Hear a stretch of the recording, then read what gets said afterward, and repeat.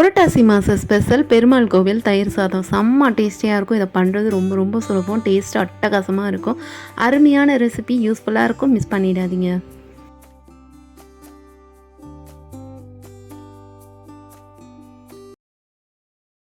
Friends வாங்க பெருமாள் கோவில் தயிர் சாதம் ரெசிபி பார்த்தலாம். இதுக்கு வந்து நான் இந்த அளவுக்கு சாதம் வடித்து எடுத்திருக்கேன். சாதம் முங்குற அளவுக்கு தயிர் எடுத்துக்கோங்க. சாதம் முங்குற அளவுக்கு நீங்கள் பயன்படுத்துனீங்கன்னா தான் டேஸ்ட் அட்டகாசமாக இருக்கும். இந்த தயிரை வந்து நல்லா கட்டிகள் இல்லாமல் ஒன்று போல் இந்த மாதிரி பீட் பண்ணிக்கோங்க. சாதம் வந்து நான் ஏற்கனவே கொஞ்சம் குறைவாக தான் வடிச்சிருந்தேன். இருந்தாலும் இது போல் பொட்டேட்டோ மாசர் வச்சு மேஷ் பண்ணி விட்டுக்கிறேன். அப்போ தான் உங்களுக்கு சூப்பராக இருக்கும். வியூவர்ஸ் யாராவது நம்ம சேனலை சப்ஸ்கிரைப் பண்ணாமல் பார்க்குறவங்களா இருந்தால் ப்ளீஸ் சப்ஸ்கிரைப் பண்ணிக்கோங்க. வீடியோ பார்க்கும்போதே லைக் போட்டுவிட்டு வீடியோ பாருங்கள். இப்போ இது போல் நல்லா மேஷ் பண்ணிட்டேன். இதை வந்து கட்டி இல்லாமல் அப்படியே கரண்டி வச்சு கலந்து விட்டுடலாம். இந்த தயிர் சாதத்துக்கு தேவையான அளவுக்கு உப்பு சேர்த்துக்கலாம்.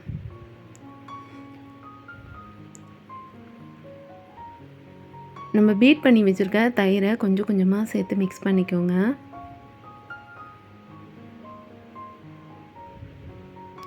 செம்ம டேஸ்டியாக இருக்குங்க. இதில் வந்து நம்ம மிளகெல்லாம் பயன்படுத்துறதுனால, மஞ்சத்தூள், மிளகெல்லாம் பயன்படுத்துறதுனால ரொம்ப உடம்புக்கும் நல்லது.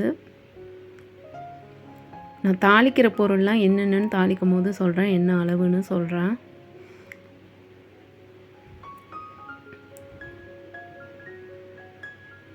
இப்போ பார்க்கும்போதே எவ்வளோ சூப்பராக இருக்குது பாருங்கள். இன்னும் தாளித்து கொட்டினா அவ்வளோ சூப்பராக இருக்கும்.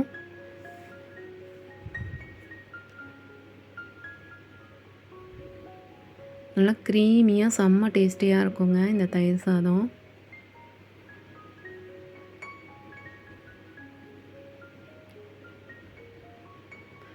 இப்போ வந்து கடைசியாக பேலன்ஸ் இருக்கிற தயிர் எல்லாத்தையும் சேர்த்துட்டு ஒன்றா கலந்துடலாம்.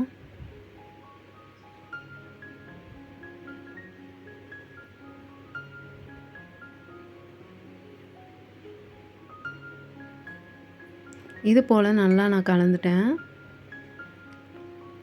இப்போ தாளிக்கிறதுக்காக சின்ன கடாய் அடுப்பில் வச்சுட்டு 2 டேபிள் ஸ்பூன் எண்ணெய் ஊற்றிக்கோங்க. எண்ணெய் சூடானதும் 1/4 ஸ்பூன் உடைச்ச உளுந்து சேர்த்துக்கோங்க. இந்த உளுந்து லைட்டாக வறுபட்டதும் 1/4 ஸ்பூன் கடுகு சேர்த்துருங்க.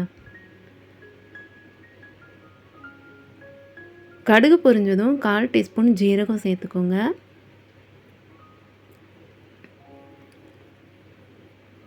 ஒரு ஸ்பூன் பொடியாக கட் பண்ண இஞ்சி சேர்த்துருங்க.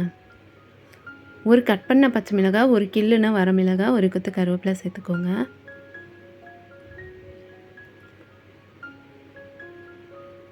கால் டீஸ்பூன் மஞ்சத்தூள், 1/4 டீஸ்பூனுக்கும் குறைவாக பெருங்காயத்தூள் சேர்த்துக்கோங்க. லாஸ்ட்டாக வந்து இதில் நுணுக்கின மிளகுத்தூள் வந்து 1/4 டீஸ்பூன் சேர்த்துக்கோங்க.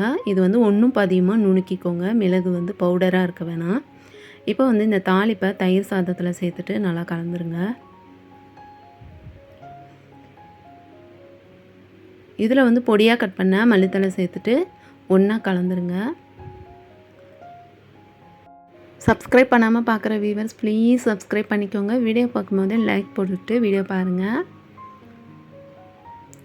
அவ்வளோதாங்க. இது எல்லாத்தையும் நீங்கள் ஒன்றா கலந்துட்டிங்கன்னா நம்ம சுவையான பெருமாள் கோவில் தயிர் சாதம் சூப்பராக ரெடி ஆயிரும். ரொம்ப சுலபம், செம்ம டேஸ்டியாக இருக்கும். இந்த ரெசிபியை மஸ்ட்டு ட்ரை பண்ணுங்கள். நெக்ஸ்ட் ஒரு இன்ட்ரெஸ்டிங் ரெசிபியோடு நான் வந்து உங்களை மீட் பண்ணுறேன். தேங்க்ஸ் ஃபார் வாட்சிங். பாய்.